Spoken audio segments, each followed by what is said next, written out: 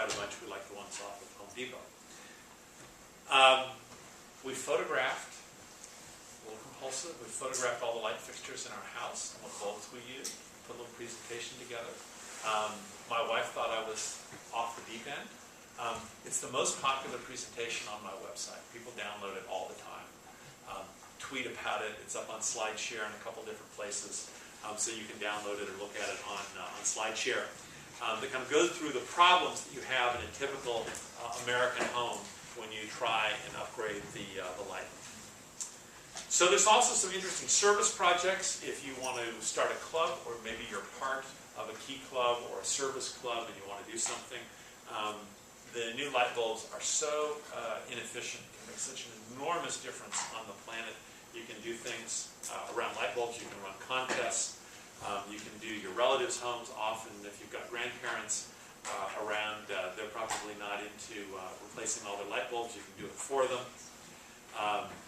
You can encourage local businesses to do it, relatives, and so forth and so on. It turns out that the rural poor in the world have an amazingly large carbon footprint, really driven by three things: agricultural burning, burning to make meals, and the burning of kerosene to light for light at night. And there are good alternatives to all those things, and there are a number of organizations out there that are installing much more efficient cook stoves and solar-powered lighting, so that all that burning doesn't have to take place. If you Google lighting Africa, or you Google Darfur cook stoves or efficient cook stoves, you'll find a number of organizations that are working on those problems.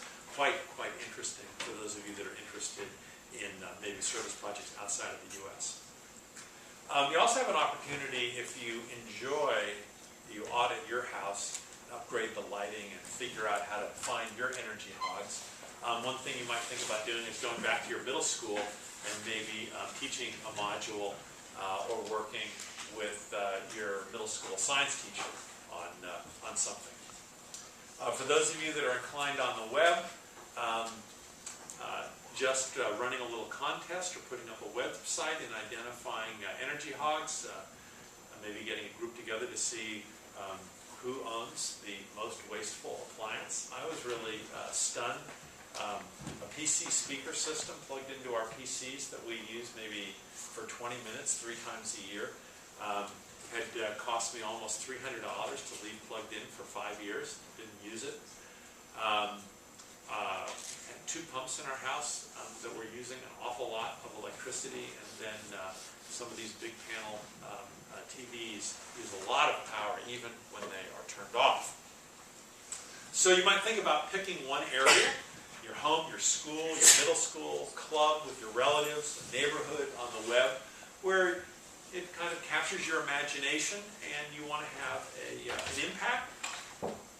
Finding energy hogs, replacing light bulbs, teaching others. Lots of interesting articles that you can post, interesting videos that you can post on Facebook. Start a new organization, start a new committee in an existing organization, do a contest, a service project. So as I said, checklists are up on my website if you want more copies of them, you want more extensive versions. There's a version up there called What Are Your Company's Top Energy Wasters? That's almost identical for schools. So if you get involved in auditing a non-residential building, a school, a campus, or whatever, that checklist for companies is very, very close to what you need for doing that. So you all didn't create this problem. You want to feel guilty about something, feel guilty about something else. But you are inheriting this problem. And it is going to be your problem to solve. And it is going to change the planet. And your generation is going to have to do something about it, or we're going to live in a very, very different planet by the middle of the century. Questions? Thoughts? Yes? You touched on the emission of CO2 in the ozone. Yes. But what can students do to lessen the amount of chlorofluorocarbons in the atmosphere? So, when I talk about carbon footprint, the largest greenhouse gas is CO2.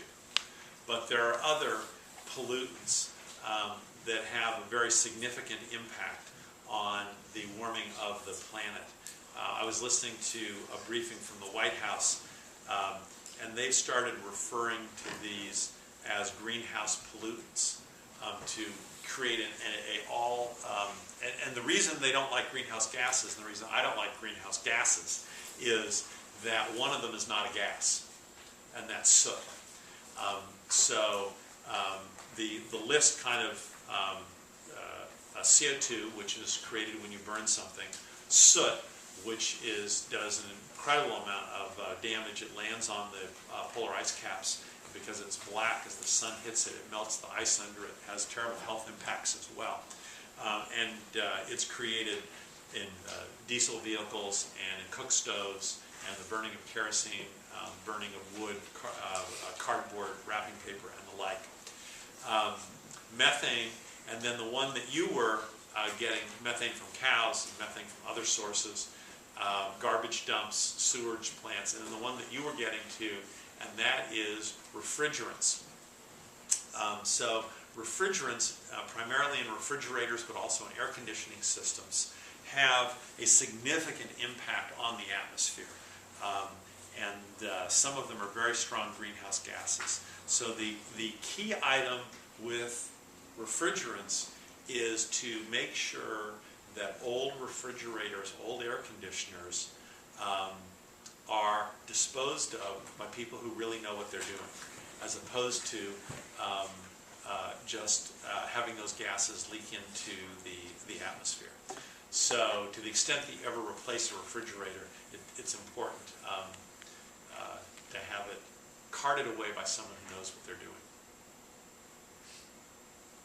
Other questions? Yes? Your equation that flying a given distance is equivalent to driving a large SUV of the same distance in terms of carbon emissions. Yes. Does that account for like the placement of the carbon? Because with an airplane, isn't it more in the stratosphere, which would be more damaging, and there's other emissions like nitrous oxide?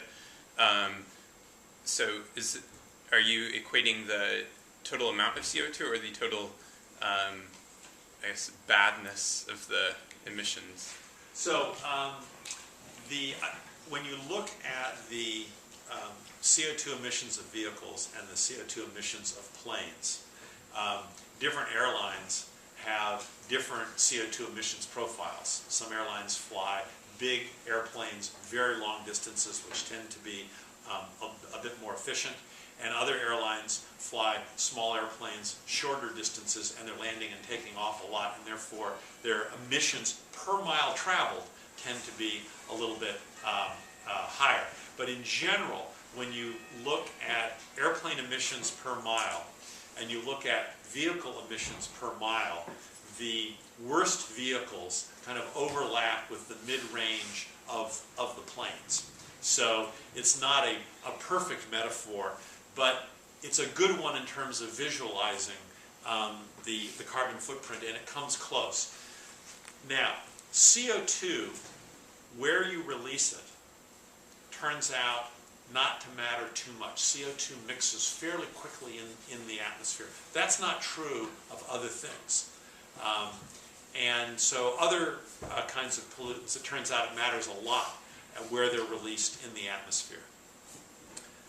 We don't completely understand the impact of vehicle pollutants.